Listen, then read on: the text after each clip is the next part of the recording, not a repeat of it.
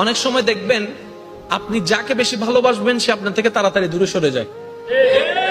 আমি বলছি জীবনে মিলে কিনা দেখেন, আপনি যার প্রতি বেশি আস্থা রাখবেন সে যত দ্রুত আপনার থেকে আস্থা ভেঙে ফেলবে।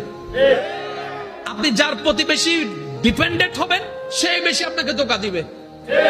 আপনি যাকে বেশি বিশ্বাস করবেন এই দুনিয়ায় দেখবেন কেমন জানি সে চেহারায় পাল্টাই ফেলছে, কেমন কেমন জানি ইচ্ছাই হোক অনিচ্ছাই হয়ে যায়। এক কথায় আপনি আমরা এই দিলে যাকে বেশি জায়গা দিই সে কেমন জানি তাড়াতাড়ি দূরে সরে যায়, কেমন জানি তার সাথে আমাদের সম্পর্কটা দূরত্ব হয়ে যায়। এটা কেন হয়? এটার হওয়ার একটাই কারণ, রব বলে যে তোর দিলটা শুধু আমার জন্য বান্দা হিসেবে, তোর দিলটা আমার নবীর জন্য উম্মত হিসেবে, আগে আমাকে আর আমার নবীকে রাখ, তারপরে যাকে যাকে রাখার আমি আল্লাহ সেট করে দিব।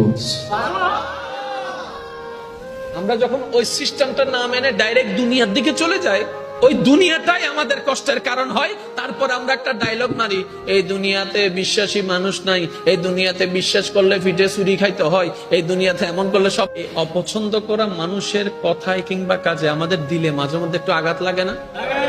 প্রথম কথা মনে রাখবেন ভাইয়া, এই দুনিয়াতে আপনি আমি যতই যাই কিছু করি, চট্টগ্রামের ভাষায় যদি বলি কলিজা কাইটাও যদি খাওয়াই দিই,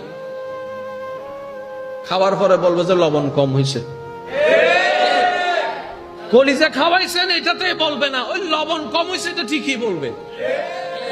এই পৃথিবীর একটা নিজাম, একটা নিয়ম হচ্ছে আপনি আমি হাজার চেষ্টা করলেও পৃথিবীর সবাইকে খুশি রাখতে পারবো না, এটা অসম্ভব। বদনাম ছিল, বদনাম আছে, বদনাম থাকবে। বুঝার জন্য বলা, সৃষ্টি জগতে আমাদের নবীর মতো আর কেউ আছে? আর একটু জোরে বলেন। আমাদের নবীর মতো সুন্দর চরিত্রওয়ালা, যার চরিত্রের প্রশংসা স্বয়ং রব কোরআনে করেছেন, এমন চরিত্রওয়ালা আর কেউ আছে? অথচ এই দুনিয়া, এই সমাজ, হাজার মানুষ সাক্ষী সেই নবীর চরিত্র নিয়েও একদল প্রশ্ন তুলেছে, একদল বিরূপ মন্তব্য করেছে।